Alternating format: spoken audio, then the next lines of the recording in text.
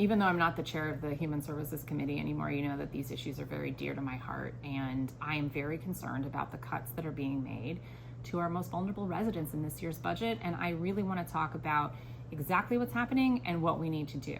Starting with homelessness and housing, there are cuts to permanent supportive housing, to housing vouchers, to rapid rehousing, and to emergency rental assistance program.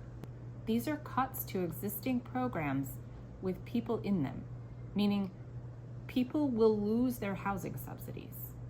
And I don't know what happens then because the budget doesn't have a plan for that.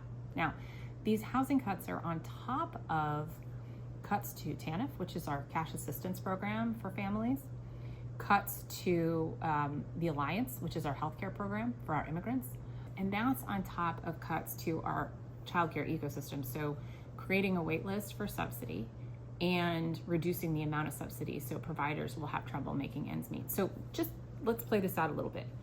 We are cutting the assistance for people who are not working or who are underemployed. We're also cutting childcare assistance so people maybe can't go to work now because they have to stay home with their kids.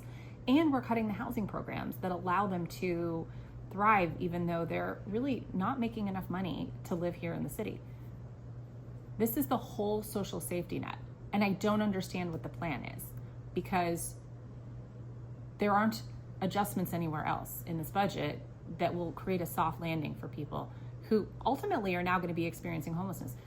I cannot emphasize enough. We have made so many strides in addressing homelessness in the District of Columbia, working together with the Interagency Council on Homelessness, working together as a council, funding the Homes and Hearts Amendment Act. That was my big project in 2021, where we raised taxes on the wealthiest residents just a little bit and put funding for 2,000 residents to be housed.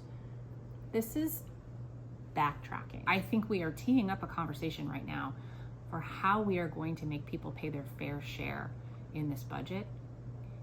I learned recently from a colleague at the Fair Budget Coalition, there are 1,500 people in this city whose wealth comprises more than 50% of the wealth in the entire city. That number was staggering to me.